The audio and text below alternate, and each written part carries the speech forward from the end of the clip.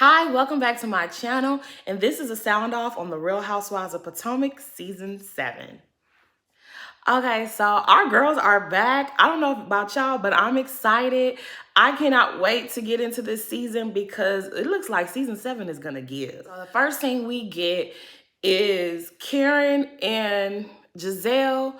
They are getting together with the rest of the OGs to have a little picnic underneath the cherry blossoms. And I thought that was cute. I like that. Okay, so Giselle wastes absolutely no time getting into the mess. She brings up Ashley's divorce to Karen, and Karen is like, Karen ain't really sold on it.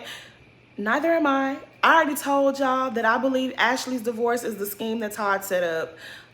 She been in these Twitter and Instagram streets, and she know that we don't like Michael Darby. She knows that we are repulsed by Schmeagle, and she doing what she gotta do to keep her check, okay? She's earning her check another way.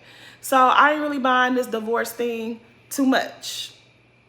So Robin joins them, and then Ashley does too. And Giselle makes a little joke about Karen and Ray's age gap, about Karen not knowing how much older Ray is than her. And she's like, no, ma'am, I'm not Mia. That's Mia. She's the one that can count. I can count. And they were like, speaking about Mia, what's good with Mia? Mia is writing these cryptic posts on Instagram. Is she sick? Is she not sick? What's going on?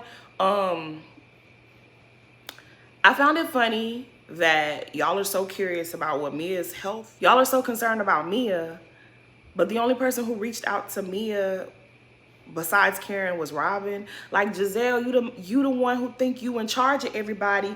Giselle, why you didn't call Mia up and check on Mia if you were concerned?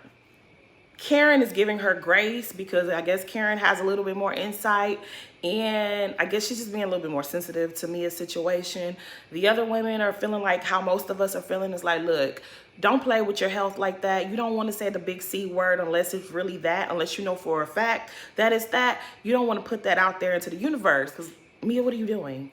But anyways, they get on to Ashley about her divorce, and Ashley lets them know that, yeah, she's buying a house with Michael. They're getting an LLC in.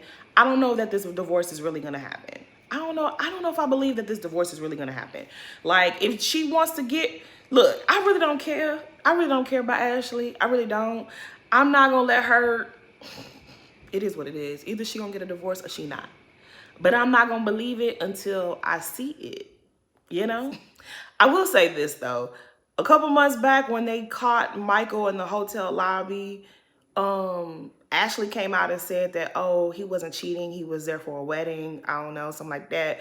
And Michael looked like he was just over it. Like he was just over the whole thing. He knew they was taking his picture, and he was just looking at them like he was over the whole thing. So honestly, I believe Michael would leave Ashley before Ashley leaves Michael. Honestly, I don't know what's going on in them people's life. They both weird, and until she shows us a divorce decree, I don't believe it. Okay, so the next scene is Candace and Chris, and they're on their way to IVF appointment.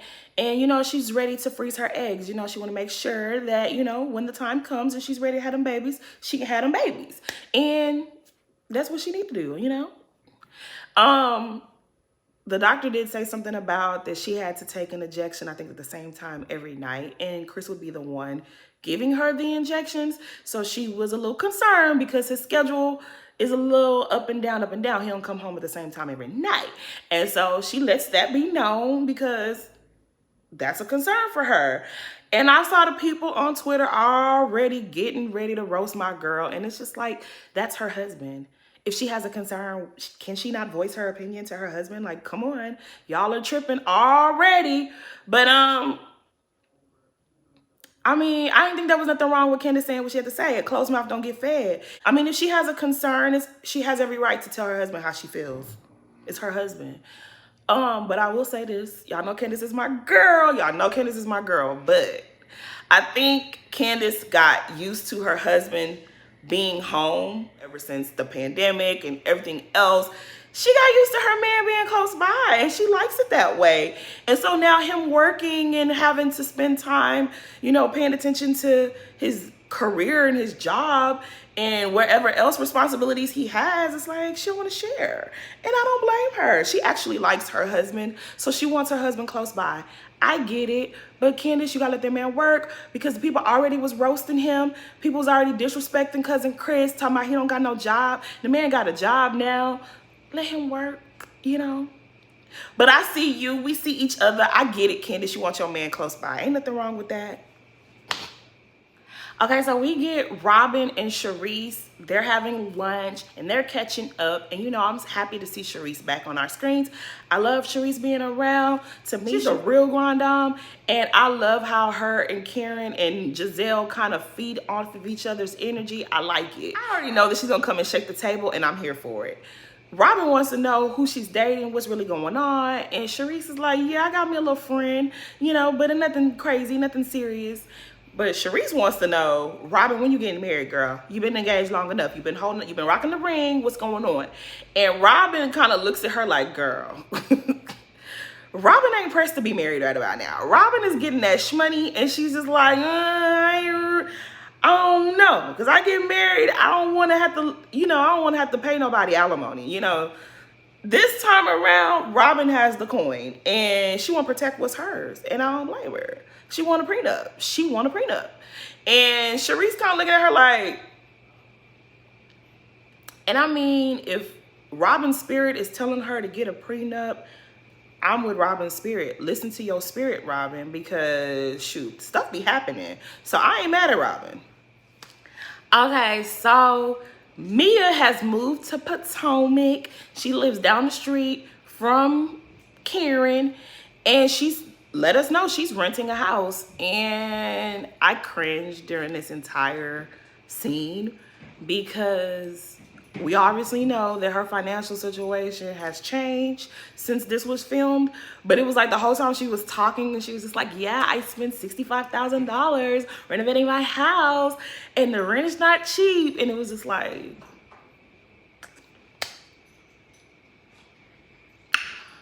yeah.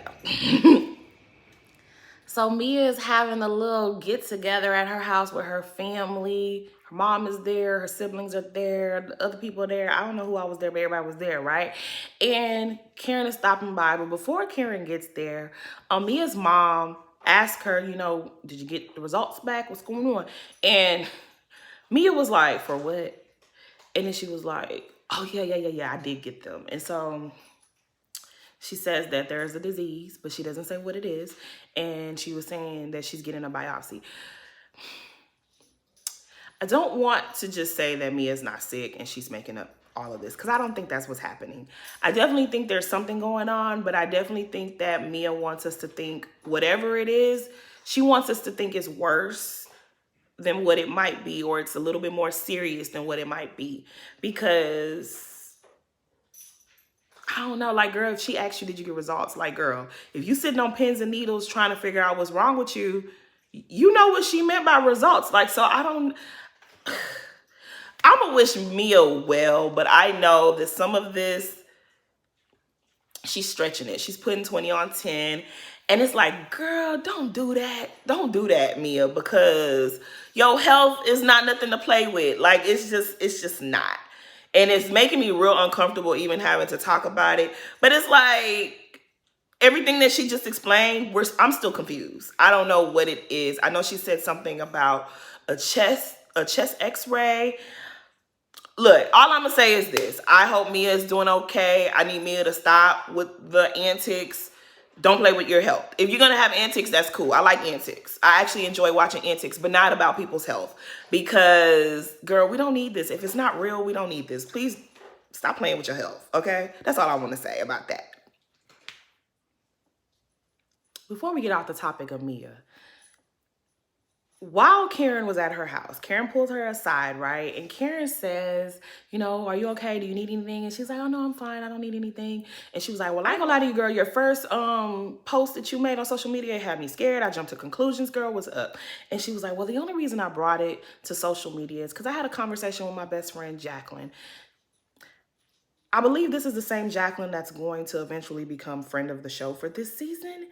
And they show a flashback to where she was talking to Jacqueline, and Jacqueline said, if it ever came down to it, I will take care of your kids. So at first, I was like, oh, that's really beautiful. But earlier yesterday, before the episode premiered, Jacqueline and Mia were going back and forth on social media. And y'all saw it. But at the end of one of the posts, Mia said Jacqueline likes married men or other women's husbands. And in the flashback, Mia said, oh, I told G he could marry you if he wanted to. I'm gonna come back to it.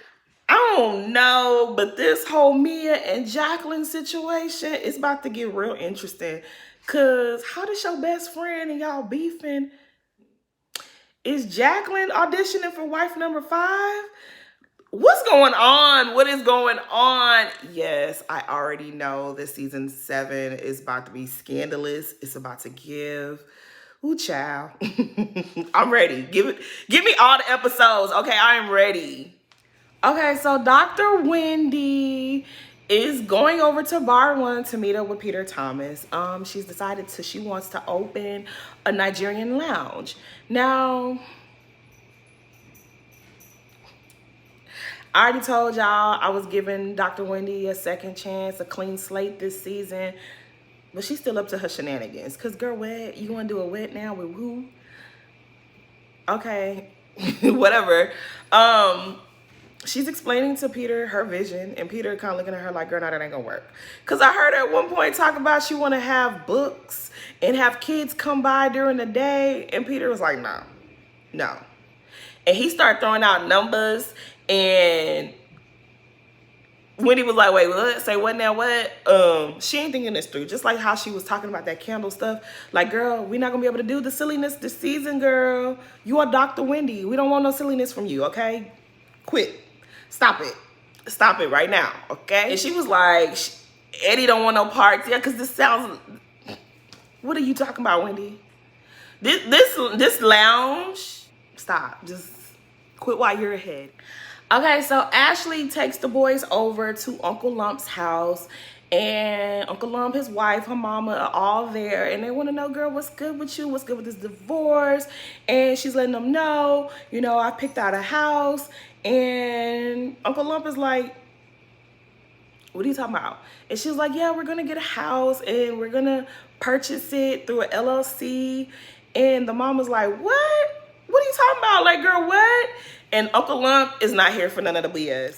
So yeah, Uncle Lump wants to know, like, girl, what are you doing? Are you starting a business? Are you buying a house? What's going on? And the little bit that I gathered is like, they're probably using the LLC to buy the house because of tax purposes.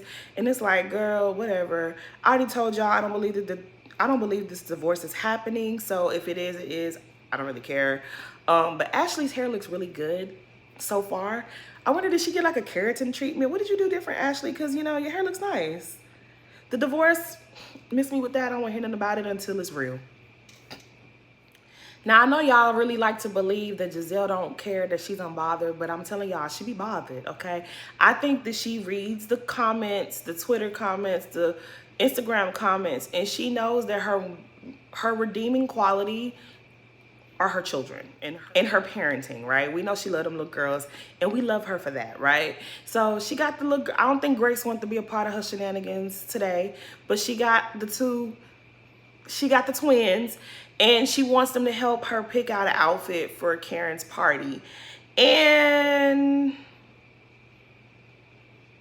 I can't believe this is a real scene. Like, okay, girl, whatever. Like, how many times you gonna do this scene okay, Giselle. Somebody said on Twitter that Giselle wants us to think her kids pick out her outfits so that we'll stop making fun of her outfits. We're not going to stop making fun of your outfits, though. That ain't going to stop us. It's not. It's really not. It's not. So they show a little montage of everyone receiving their invitation from Karen. And because of the butterfly thing that happened last season, everybody looked on edge opening it. And we see a flashback of Candace and Robin opening the invitation together. So it was like, when was there a Candace and Robin scene? They're my faves. So I would have liked to see that. Why would y'all cut that from the episode? How rude. But anyways, Karen is cute with her little invitation. She had little tacos, and I don't know if it was Tito's. I don't know what she had up in there. She had Tito's or something. Was it Casamigos? She had something in there. And when Ashley was with Dean, Dean thought this was his package. Dean was like, give me the package. And he was ready to open that thing. I was like, wait a minute, little boy, what you doing? But it was cute. I'm mad though that they cut the Candace and Robin scene. Like, why would you do that? Anywho, so we're at Karen's party, her spring fling party. And of course, Giselle's always there first because Giselle don't be wanting to miss none of the mess. And she takes this opportunity to ask Karen what she thinks about Ashley and this divorce. Because the more she thinks about it, the more she realizes that Ashley is lying. It's like, girl, you know that girl lying. You knew she was lying the moment. You knew she was lying from day one. Stop it. But you knew what it was. And Karen is like, I don't believe it either. I think this is her way to get Michael to do for her what she wants done. She learning how to play the game. And I agree. I definitely agree. Look, like I done told y'all, Michael and Ashley's situation, it ain't for me to understand because it don't really make no sense. To be very honest, I feel like Michael checked out the moment that Ashley started having children.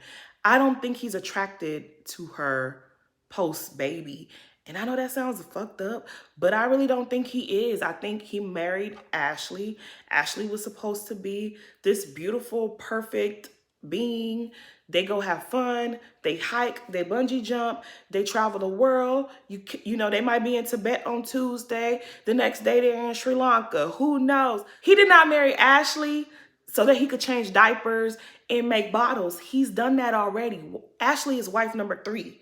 He wanted to have fun and enjoy his money. And Ashley is trying to domesticate this man, and he don't want that. So honestly, I could see Michael leaving Ashley before I see Ashley leaving Michael. So if Ashley is Ashley doing what she gotta do, I'm not mad at it, but I don't believe nothing that she has to say. I just don't. Karen don't. But Giselle, she can't help herself. She want to know every detail. And it's like, girl, why you don't ever want to talk about your business? What's going on with you, Giselle? Your personal scenes are you and your daughters talking about your outfit and your invitation to a party. That's all you got for us? But you want to be in everybody's business. So as they're talking about Ashley, Ashley shows up and she's making a scene. She's acting like she don't know how to close her umbrella, but okay, girl. They ask her, girl, what's going on? What's going on? And she was like, well, I found a house. I put out an offer. And they were like, by yourself, with Michael, the LLC, what's going on? And she did it through the LLC with Michael's help. And Giselle's like, girl, that ain't no damn divorce. Girl, you're not getting a divorce. I think Karen said that, actually. Karen said that's not a divorce. And then, of course, Giselle chimes in as well. And I can't take Giselle. I like her, but sometimes I just really can't do her. And it's just like, she's right what she's saying to Ashley. Like, girl, you're not getting no divorce. Like, she's right. But she throws out there like, girl, I've been divorced. I wouldn't buy a house with a man I'm divorcing. Why would I do that? I wouldn't buy no house with Jamal. Robin, she wouldn't be getting no house with Juan if they're getting a divorce. Robin's name is the only name on that house.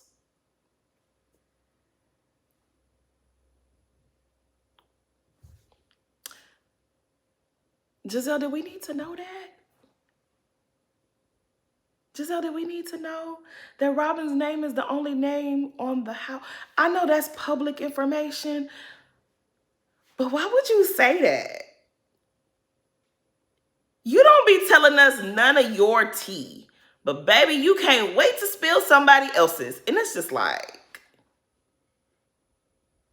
see, Robin, I don't ever want to see Robin and Giselle not be friends no more. Okay, I'm not one of them. Okay, I'm not one of those people that want that. But Giselle, what was that, girl? What was that? I be rooting for you, Giselle. I don't be liking when people say that you miserable because you don't got no man. But sometimes you act like it because, child. Anyways, Ashley starts talking about, some days I'm not sure I want to leave this man. Sometimes I get a coochie craving for him. And I was like, Ashley, I know you fucking lying. I know you might have a craving, but it ain't for him. Girl, stop lying. Stop lying. Such a thing does not exist. Nobody looks at Michael Darby and be like, ooh. Like, meow, that doesn't happen. That's not real. You are making shit up now. You just made that up. If you don't want to divorce your man, that's fine. You don't owe us. You don't have to divorce him. But don't get on our TV screens telling us you had a craving for Schmeagle. You are lying. Stop it. But anywho, Ashley, I know she irritated with them talking about how she buying her house because she said at the end of the day, her man is a real estate developer. He knows what he needs to do, and she knows that she needs to listen to him. And at the end of the day, she right. You hoes ain't buying her house for her. So I can't be mad at Ashley with that. She gonna go along with whatever Michael say because he the one paying the bills. Giselle ain't gonna give you none of her money, and neither is Karen. So y'all need to just table this conversation about who buying what house and whatever, because it ain't none of our business. So the cousins show up next, Candace and Chris, and they look real cute. Candace got on her, red, and she showing little titties. She got her hair laid. Chris got on his pink blazer, and they look real cute. I like that. Giselle lit up when she saw cousin Chris come in, and she was leaning over, hey sir, how you doing? And she couldn't wait to give her a little hug. And it's just crazy because it's like, this the man you said made you feel uncomfortable, Giselle? And Chris, he looked disinterested. He was like, hey, yeah. He gave her a real dry hi. Hello, how you doing? Whatever, okay. I got my drink right here. Yeah, thank you, whatever. He wasn't even interested in nothing you had to say, Giselle. Giselle, you're going to look real foolish by the end of this season. I already could see it. I could already see it. Because Chris was not the least bit interested in saying hello to you. He was being pleasant, and he went on about his business. Y'all funny. Y'all funny on this show, but okay, girl. So Candace sits down. Ashley gives her seat. And as soon as Ashley walks away, they bring up this divorce all over again. And it's like, hey, let me tell y'all something. I hope we talking about something different next episode. But anyways, they talking about it. Candace is not completely sold, but she was like, girl, if you divorce him, I would throw the party because you need to get away from that man. And I feel like that's everybody's sentiments. But you know what? Michael Darby is Ashley's father. Like, that is the father she never had. And as much as we make jokes and we talk about it, I really do know that it will be really hard for her to walk away from that man, especially now that she got 2 kids. If it wasn't even for the money, she at least wants her kids to have a father because she never had one. So it's like, girl, do what you gotta do. Like, I promise I don't care. Next episode, I don't want to talk about this no more. Okay? Next episode, let's talk about something else. So Wendy arrives with Eddie, and they both got on their pink, and her dress is real cute. Her shoes are cute. I like it. She looks good. Child. Wendy's saying hi to everybody, and she's like, oh, is that Giselle? Let me go say hi to Giselle. And Giselle was like, wait a minute. No touching, don't hug me. And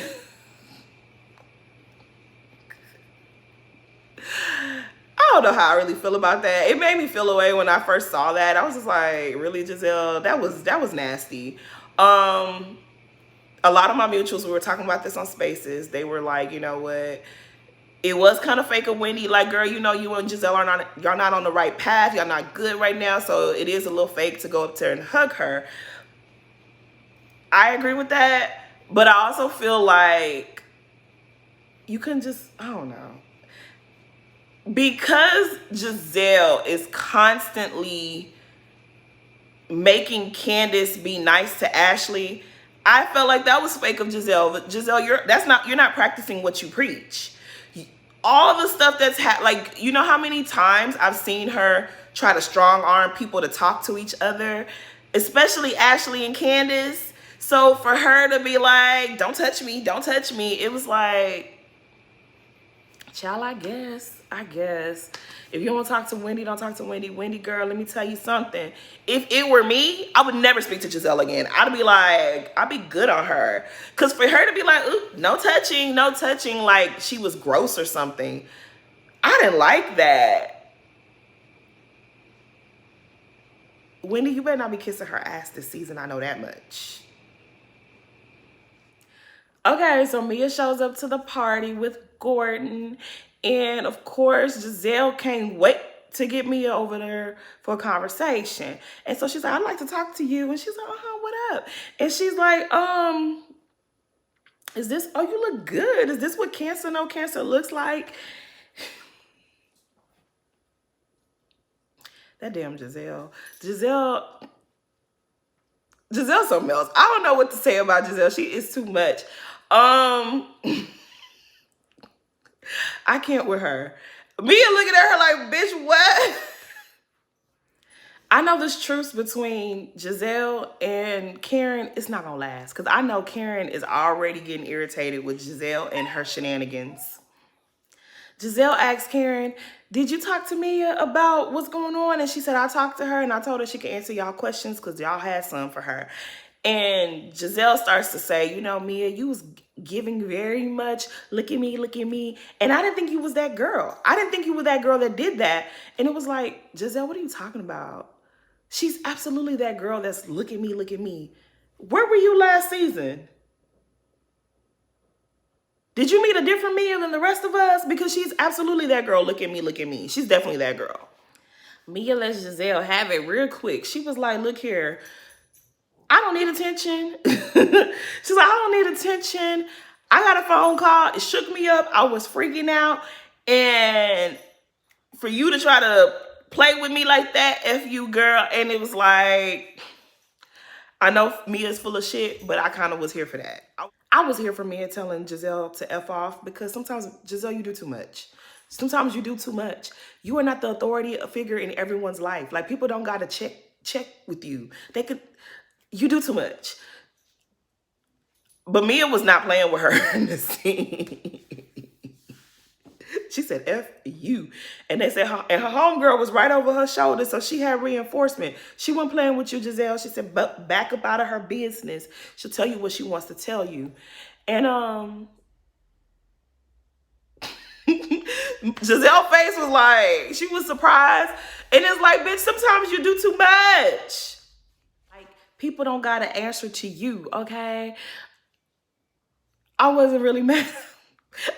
On one hand, I'm not mad at Giselle checking Mia. And on the other hand, I'm not mad at Mia telling her to F off because sometimes it's necessary. Sometimes Giselle got to be sat down. Sometimes you got to sit her down somewhere.